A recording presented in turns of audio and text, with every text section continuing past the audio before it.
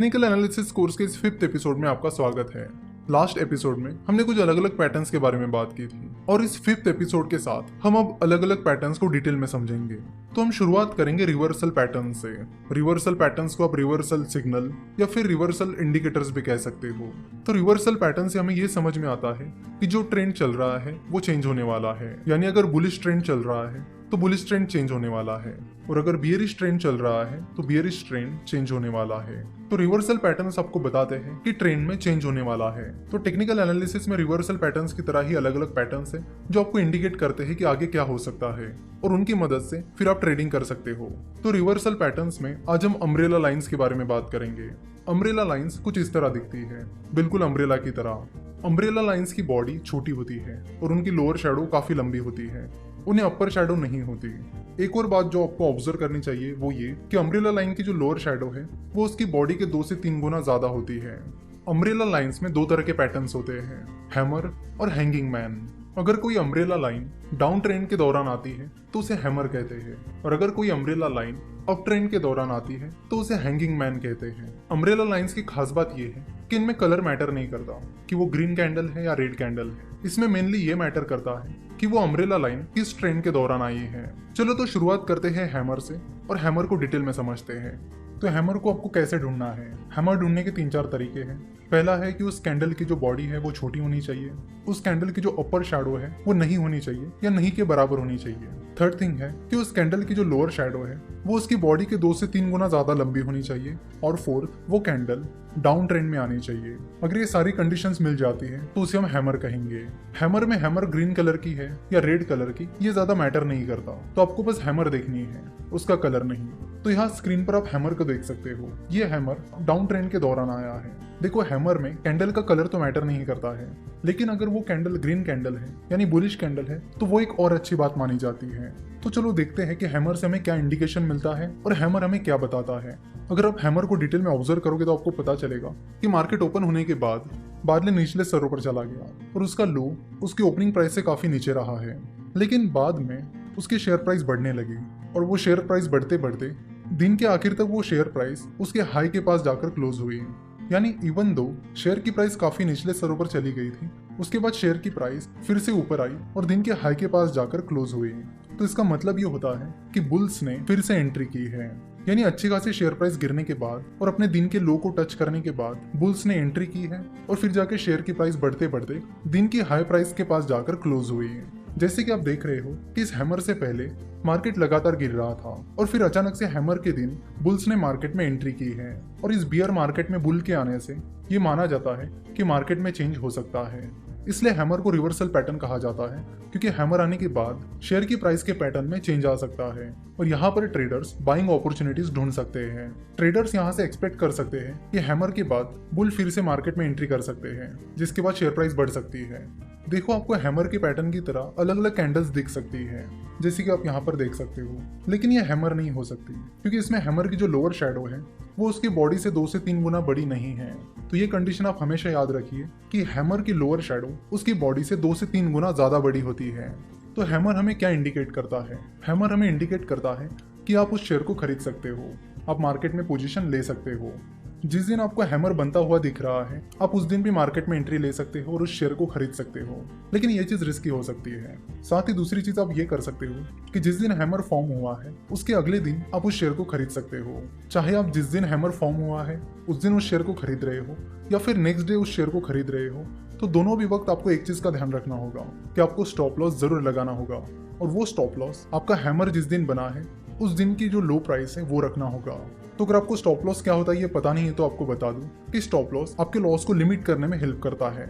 जैसे कि मान लीजिए आपने 100 रुपीज में कोई शेयर खरीद लिया है और आपने 98 रुपीज का स्टॉप लॉस लगा दिया है, तो जैसे ही शेयर प्राइस गिरने लगेगी और 98 रुपीज तक पहुंच जाएगी आपके शेयर्स ऑटोमेटिकली सेल हो जाएंगे। तो आगे चलकर अगर वो शेयर 98 रुपीज से भी नीचे चला जाता है तो भी आपको उससे फर्क नहीं पड़ेगा क्योंकि आपके शेयर्स बिक चुके हैं और आपको 2 रुपए पर शेयर का लॉस हुआ है। तो स्टॉप लॉस आपको लॉसेस को लिमिट करने में हेल्प करता है और ट्रेडिंग करते वक्त स्टॉप लॉस कंपलसरी होता है, आपको स्टॉप लॉस यूज करना ही करना है।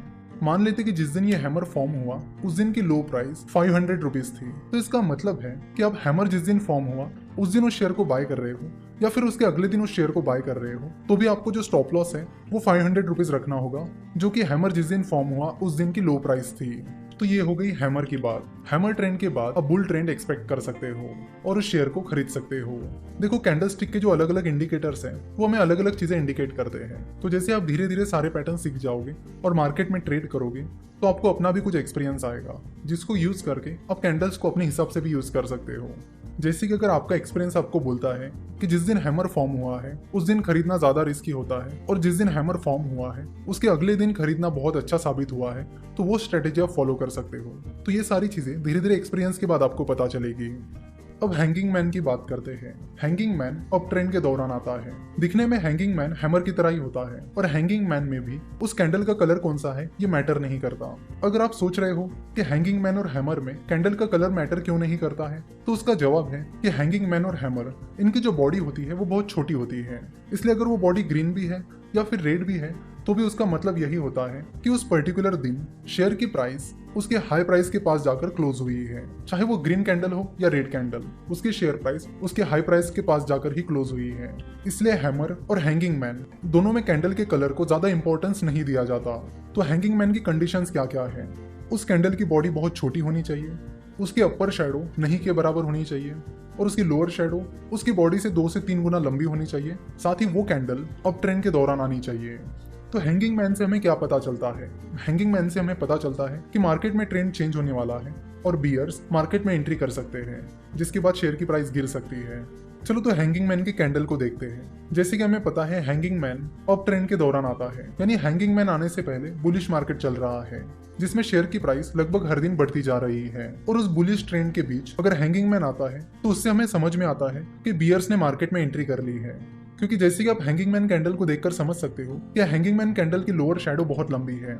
इसका मतलब है कि उस दिन बियर्स ने मार्केट में एंट्री कर ली थी, शेयर प्राइस काफी गिरी थी, लेकिन बियर्स मार्केट में वो मोमेंटम बनाए नहीं रख पाए और दिन के आखिर तक शेयर प्राइस उसके हाई प्राइस के पास जाकर क्लोज हुई। तो यहाँ पर पॉइंट आउट करने वाली चीज ये है कि उस अप ट्रेंड के बीच ये हैंगिंग मैन आ गया, जिस दिन शेयर की प्राइस काफी ज्यादा गिर गई थी, यानी बियर्स ने उस दिन एंट्री कर ली थी। तो हैंगिंग मैन के बाद उस स्टॉक में सेलिंग अपॉर्चुनिटीज मिलती है, यानी हैंगिंग मैन पैटर्न के बाद आप उस स्टॉक में शॉर्ट सेलिंग कर सकते हो। अब ये शॉर्ट सेलिंग क्या होती है और कैसे काम करती है? सो जब आपको लगता है कि कोई स्टॉक गिर सकता है, तब आप उसमें शॉर्ट सेलिंग करके प्रॉफिट कमा सकते हो। शॉर्ट सेलिंग में जब शेयर की प्राइस गिरती है तब आपको प्रॉफिट होता है। नॉर्मली हम देखते हैं कि जब आप शेयर खरीदते हो और उसे ऊंची प्राइस पर बेचते हो तब आपको प्रॉफिट होता है, लेकिन शॉर्ट सेलिंग में उसके उल्टा होता है, यानी जब शेयर की प्राइस गिरेगी तब आपको प्रॉफिट होगा। तो हैंगिंग मैन पैटर्न के बाद शॉर्ट सेलिंग की अपॉर्चुनिटीज तैयार होती है, क्योंकि हैंगिंग मैन पैटर्न ये इंडिकेट करता है कि वहां से आगे शेयर प्राइस गिर सकती है। तो जब हैंगिंग पैटर्न फॉर्म होता है तो उस दिन आप उस स्टॉक में शॉर्ट पोजीशन ले सकते हो, या फिर आप उसके अगले दिन शॉर्ट पोजीशन ले सकते हो। अगेन स्टॉप लॉस लगाना कंपलसरी है, और हैंगिंग मैन पैटर्न के बाद जो आप शॉर्ट पोजीशन लोगे उसमें आपका स्टॉप लॉस जिस दिन हैंगिंग मैन पैटर्न फॉर्म हुआ है उस दिन की हाई प्राइस रहेगी। तो हैमर और हैंगिंग पैटर्न दोनों भी एक दूसरे के अपोजिट है।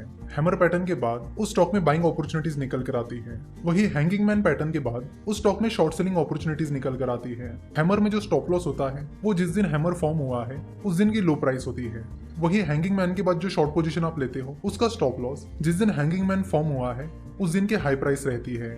आप अपने रिस्क कैपेसिटी के अनुसार या तो जिस दिन हैंगिंग मैन पैटर्न फॉर्म हुआ है उसी दिन शॉर्ट पोजीशन ले सकते हो, या फिर उसके अगले दिन शॉर्ट पोजीशन ले सकते हो। धीरे धीरे एक्सपीरियंस के बाद आपको पता चल जाएगा कि आपको क्या चीज ज्यादा सूट कर रही है। हैमर पैटर्न के बाद बुलिश ट्रेंड आएगा कि नहीं, ये चेक करने के लिए आप एक और चीज कर सकते हो।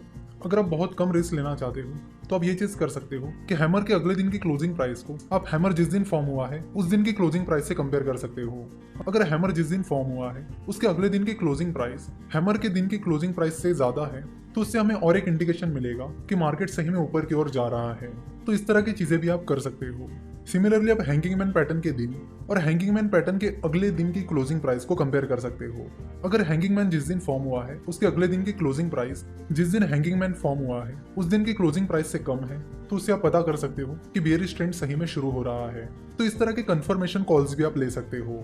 आशा करता हूं कि आपको हैमर और हैंगिंग मैन ये दोनों भी पैटर्न अच्छे से समझ में आए होंगे। तो अब आपको पता चल गया होगा कि हैमर और हैंगिंग मैन पैटर्न को कैसे इस्तेमाल किया जाता है, वो क्या इंडिकेट करते हैं, और उन पैटर्न्स के बाद हमें कौन सी पोजीशन मार्केट में लेनी चाहिए।